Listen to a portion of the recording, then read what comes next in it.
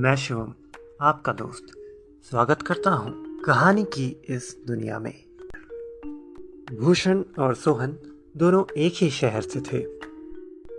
भूषण 2 साल पहले ही दिल्ली आकर बस गया था। सोहन उससे 4 साल छोटा था। दोनों बचपन में एक ही स्कूल में पढ़ा करते थे। भूषण था तो सोहन का सीनियर और दोनों की अच्छी दोस्ती थी। सोहन जब पढ़ने दिल्ली आया तो भूषण ने उसे अपना रूममेट बनने का ऑफर दिया। सोहन ने झट से हाँ कर दी, क्योंकि उसके लिए तो दिल्ली नया और अनजान शहर था। पर भूषण नहीं, और भूषण के लिए दिल्ली अनजान नहीं थी। इसलिए उसके साथ रहना दिल्ली में सोहन का जीवन सुगम कर देता। सोहन प्रतियोगी परीक्षाओं की तैयारी के लिए दिल्ली आया था। वहीं भूषण दिल्ली में रहकर पिछले 2 साल से ब्रोकर का काम कर रहा था। वो लोगों को किराए पर मकान दिलाया करता था, लेकिन अब वो प्रॉपर्टी डीलिंग का काम भी शुरू करने वाला था। अब दिल्ली में रहते हुए सोहन को 6 महीने बीत चुके थे। सोहन की एक प्रतियोगी परीक्षा हो भी चुकी थी, जिसमें वो असफल रहा था। भूषण और सोहन एक ही कमरे में रहा करते थे। इन 6 महीनों में सोहन को भूषण पहले जैसा ही लगा। उसका स्वभाव बचपन की तरह ही सुलझा हुआ था। भूषण का व्यवहार सोहन के साथ वैसा ही था जैसा बचपन में हुआ करता था। केवल एक बात जो सोहन को बहुत अजीब लगती थी, वो थी भूषण की वो क्रियाएं जो कुछ जादू टोने सी मालूम पड़ती थी। भूषण हर 15 दिन में कमरे में एक सफेद राख का गोला सा बनाता था। साथ ही होती थी कुछ मोमबत्तियां, कुछ नींबू, सिंदूर और भी कई चीजें। इस दौरान भूषण सोहन से कहता कि तुम कहीं घूम आओ, ताकि भूषण को एकांत मिल सके। जब सोहन वापस आता, उसे कमरे में धुआं सा दिखाई देता। ये लुबान का धुआं होता था। सोहन जब भूषण से पूछता, ये आप क्या करते हैं, तो भूषण का जवाब आता, करना पड़ता है छोटे, तू नहीं समझेगा। सोहन अब दूसरी बार प्रतियोगी परीक्षा में बैठ चुका था। इस बार वो असफल नहीं होना चाहता था, और इसके लिए वो कुछ भी करने के लिए तैयार था। सोहन ने यही बात भूषण से कही, भैया, इस बार मैं फेल नहीं होना चाहता। सबकी बहुत उम्मीदें लगी हुई हैं मुझसे। इस पर भूषण ने सोहन से कहा कि क्या वो उसके साथ तंत्र करेगा। अगर वो ऐसा करता है तो उसकी ये परीक्षा जरूर निकलेगी। बहुत ताकत है इन सब में छोटे, सब काम बन जाते हैं। इस पर सोहन ने पूछा, क्या सच में इससे कुछ होगा? भूषण ने जवाब दिया, मुझे देख, 2 साल हुए हैं दिल्ली आए हुए, और 2 सालों से ही ब्रोकर का काम कर रहा हूं इस दिल्ली में। अब दिल्ली के टॉप ब्रोकर में आता हूं। जो सालों से लगे हुए हैं वो भी मेरे आसपास नहीं है। क्लाइंट को जो घर दिखा दूं, पहली बार में पसंद करता है। एक से ज्यादा घर क्लाइंट को दिखाने ही नहीं पड़ते, इसलिए लोग भी घर ढूंढने के लिए मेरे ही पास आते हैं, ताकि उनकी पसंद का घर एक बार में ही मिल जाए। वरना बाकी ब्रोकर तो बस घुमाते रहते हैं। अरे कितने ही दूसरे ब्रोकर जलते हैं मुझसे, कहते हैं कल का आया लड़का हमारा धंधा चौपट करके बैठा है। पर कोई कुछ बिगाड़ नहीं पाता मेरा। मुझे इन तंत्रों से शक्तियां मिलती हैं, जिससे मेरे सारे काम बन जाते हैं। इतने समय मेरे साथ रह के तूने तो देख ही लिया होगा मेरी तरक्की। इन सब बातों से सोहन बहुत प्रभावित होता है। वो दिन आया जब भूषण अपना तंत्र करता था। अमावस्या की रात। सोहन का रिजल्ट 2 दिन बाद आने वाला था, इसलिए आज सोहन भी भूषण के साथ तंत्र करने बैठा था। भूषण ने उसे विस्तार से सारी क्रियाएं समझाई। सब कैसे करना है, कौन से मंत्र बोलने हैं। भूषण ने उसे एक बात कही, कुछ भी हो जाए छोटे, आंख मत खोलना इस दौरान। भूषण ने सोहन से कहा कि पूरी क्रिया के दौरान वो अपनी आंखें बंद ही रखे और जब तक भूषण ना कहे वो अपनी आंखें ना खोले। सोहन ने वैसा ही किया। भूषण ने पूरे कमरे में धुआं भर दिया था।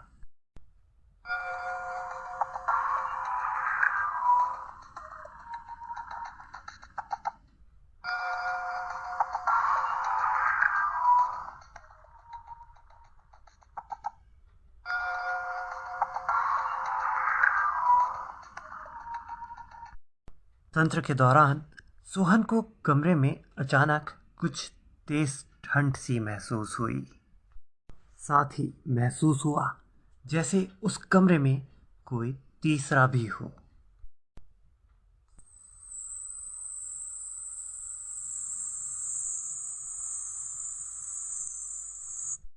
यह सब प्रक्रिया 30 मिनट में खत्म हो गई। भूषण ने सोहन से आंख खोलने के लिए कहा। जब सोहन ने आंख खोली तो कमरा धुएं से भरा था, पर ठंड अब कम थी। सोहन ने चैन की सांस ली। सोहन ने भूषण से कहा, भैया ये तो काफी डरावना है।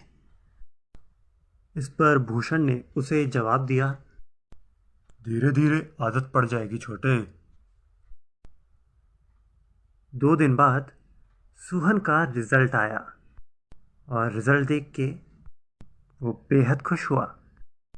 इस बार उसकी प्राथमिक परीक्षा निकल गई थी। अब उसका विश्वास भूषण की बातों पर और बढ़ गया था। उसे पूरा भरोसा हो गया था कि भूषण सच ही कह रहा था। भूषण और सोहन के बीच ये तय हुआ कि जब तक सोहन की सारी परीक्षाएं निकल नहीं जाती और वो नौकरी पर लग नहीं जाता, तब तक सोहन भूषण के साथ ही तंत्र करेगा। उसके बाद नहीं। फिर अमावस्या की रात आई। आज दोनों को फिर से तंत्र करना था। भूषण ने कमरे में फिर से वही राख का गोला बनाया। दोनों उसके बीच में बैठे। भूषण ने सारी तैयारियां की। सोहन उसकी सहायता कर रहा था। तंत्र शुरू हुआ।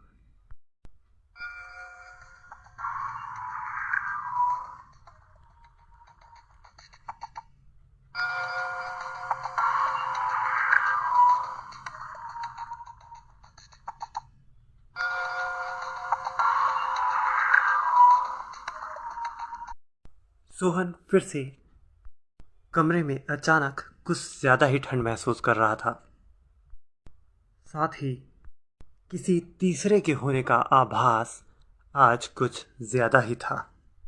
वो अपने गालों पर कभी दाएं से बाएं और कभी बाएं से दाएं जाती हुई हवा को महसूस कर रहा था। आज ठंड कुछ ज्यादा ही तेज हो गई थी। सोहन को ऐसा लगा जैसे उसके चेहरे पर किसी ने स्पर्श किया हो। इस स्पर्श से सोहन ने अचानक आंखें खोल दी। इस धुएं में उसे एक हवा सी आकृति नजर आई, जो धुएं को कभी एक तरफ तो कभी दूसरी तरफ ले जा रही थी। इतना देखने पर सोहन की आंखें धुंधली पड़ने लगी। उसे ऐसा महसूस हुआ जैसे अब उसके शरीर पर उसका कोई काबू नहीं है। सोहन बैठे ही बैठे गिर जाता है। जब सोहन की आंख खुलती है तो वो अपने आप को उसी कमरे में पाता है, पर कमरा कुछ अलग सा मालूम पड़ रहा है, क्योंकि उस कमरे में कोई सामान नहीं है और ना ही भूषण है। उसके आसपास राख का वो गोला भी नहीं है। सोहन पूरे कमरे में नहीं देख पा रहा था। सोहन अपने से 7 या 8 मीटर दूर तक ही एक रोशनी को देख पा रहा था। उसके आगे का कमरे का वो हिस्सा एकदम अंधेरे से भरा हुआ नजर आ रहा था। सोहन ने महसूस किया कि ये रोशनी उसके आसपास ही है। वो जिस तरफ बढ़ता, कमरे का वो हिस्सा उसे नजर आने लगता। सोहन के आसपास की रोशनी कुछ नीली सी मालूम पड़ती थी। सोहन को लगा कि वो है तो अपने कमरे में ही, पर यह दुनिया वो नहीं है जहां वो रहा करता था। ये तो कोई और ही दुनिया है। इन सब से अचंभित और परेशान सोहन ने पहले तो अपने हाथों की ओर देखा। वो वैसे ही थे, पैर भी वैसे ही थे। उसके शरीर में कहीं कोई परिवर्तन नजर नहीं आ रहा था।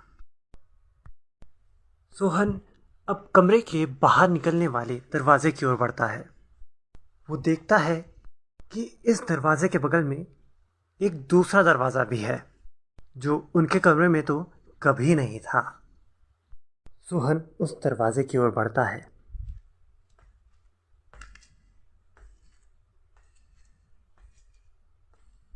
सोहन अब दरवाजा खोलता है।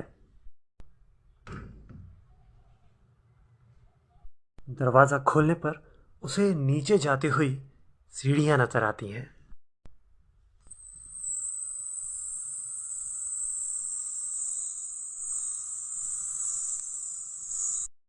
क्योंकि सोहन अपने से 7 मीटर दूर तक ही देख पा रहा था, इसलिए उसे सीढ़ियों के आगे क्या है वो नजर नहीं आता। ऐसा लगता था ये सीढ़ियां नीचे मकान मालिक के घर तक जाती हैं। तो सोहन उस पर उतरने लगा।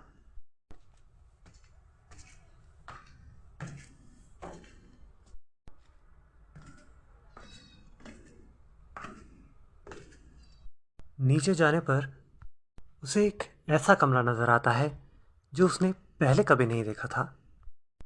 उस कमरे में उसे एक आवाज आती है।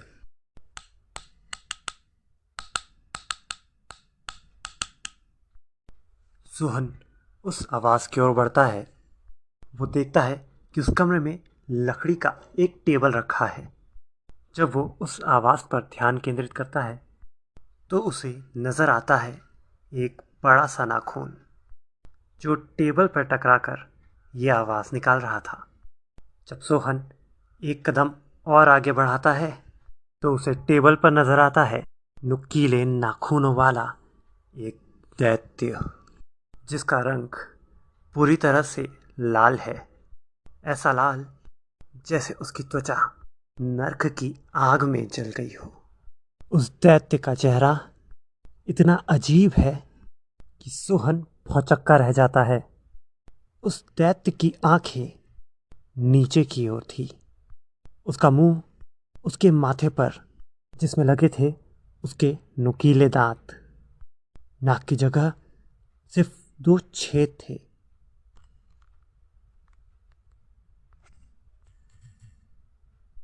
सोहन को देख वो दैत्य बोला, खाना आ गया।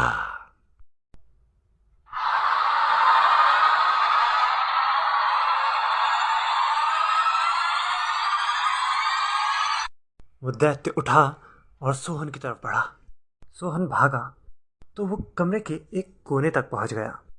अब अपने से सिर्फ 7 मीटर दूर तक उसे रोशनी नजर आ रही थी।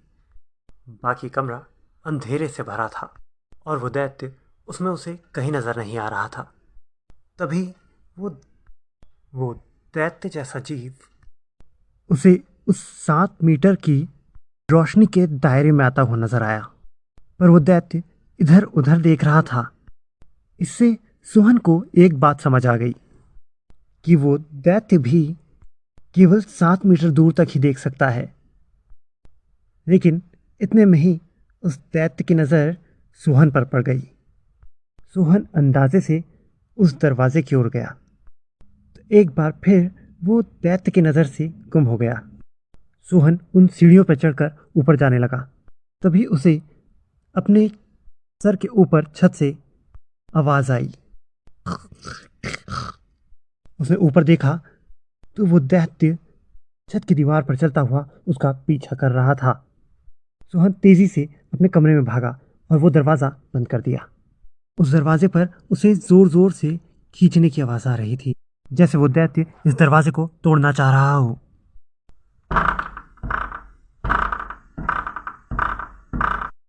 वो दैत्य दरवाजा तोड़ देता है, पर इस कमरे में उसे सोहन कहीं नजर नहीं आता। सोहन कमरे से बाहर जाने वाले दरवाजे से निकलकर भाग गया था। सोहन को यह दुनिया बहुत अजीब सी लग रही थी।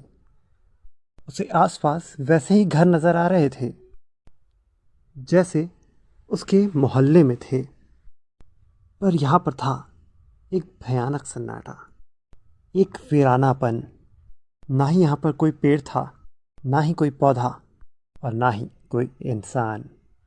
उस दैत्य से बचने के लिए सोहन एक कोने में जाकर छुप गया, जहाँ बहुत देर बैठे रहने पर उसे कोई आहट महसूस हुई।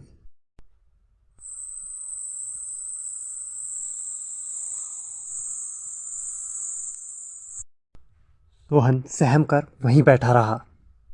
तभी उस 7 मीटर के दायरे में कोई अजीब सा आदमी आया। उसने सोहन को देखा।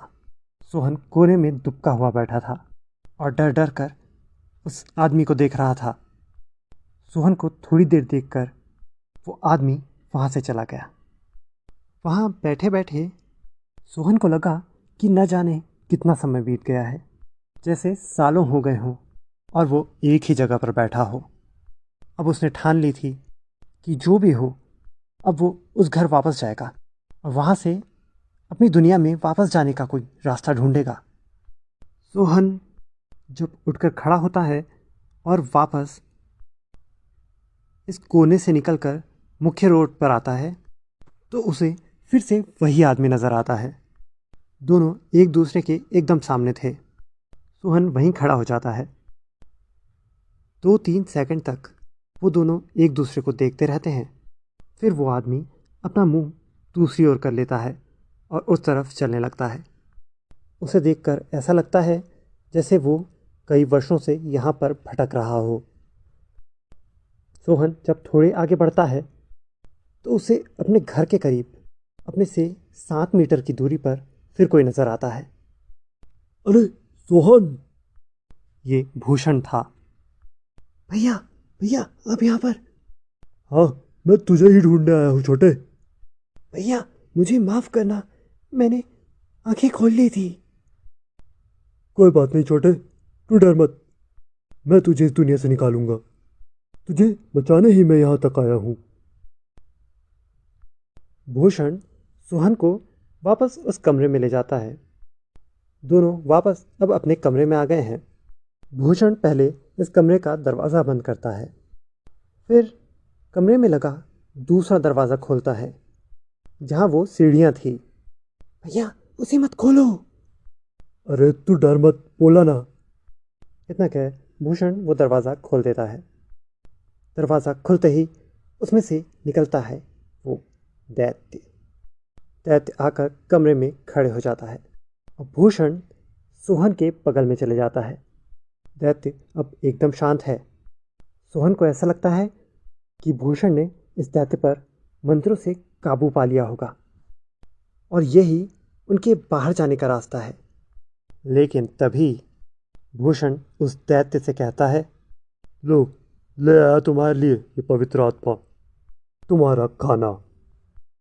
ये सुन सोहन बड़ी बड़ी आंखें फाड़ कर भूषण को देखने लगता है। भूषण सोहन को देखकर कहता है, माफ करना छोटे, कुछ पाने के लिए कुछ खोना पड़ता है। मुझे हर साल इस दैत्य को पवित्र आत्मा देनी होती है। इस पर दैत्य कहता है, हाँ, वरना मैं तो इसे ही खा जाऊंगा। हाँ हाँ हाँ हाँ। इस पर सोहन कहता है, मतलब अगर मैं आंखें नहीं खोलता तो भी यही सब होता? भूषण उसे जवाब देता है, हाँ, यही सब होता छोटे। ये सब तो पहले से ही तय था।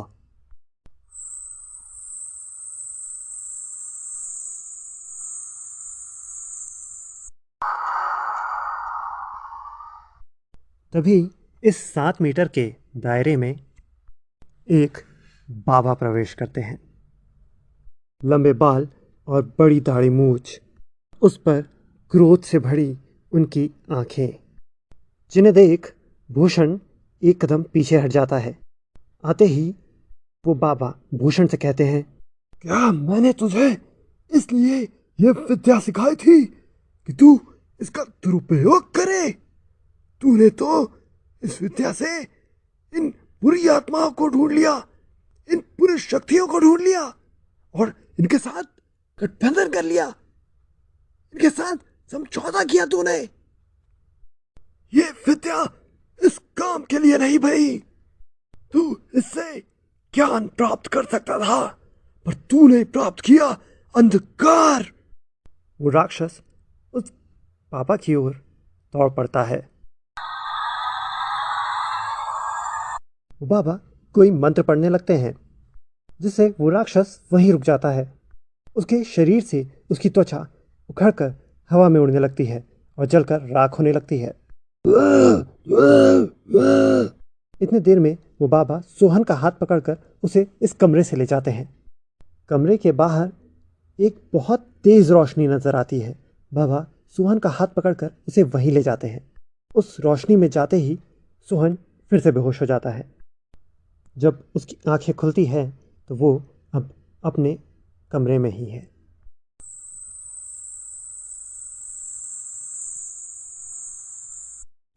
पर वहाँ भूषण बेसुध पड़ा है, बेजान सा। कमरे में सब पहले जैसा ही है, पर अब वो बाबा कहीं नजर नहीं आ रहे। सोहन अब असली दुनिया में वापस आ गया था। वहाँ उस दुनिया में अब बौखलाया हुआ वो राक्षस भूषण पर हमला करता है और भूषण की आत्मा को ही अपना शिकार बना लेता है।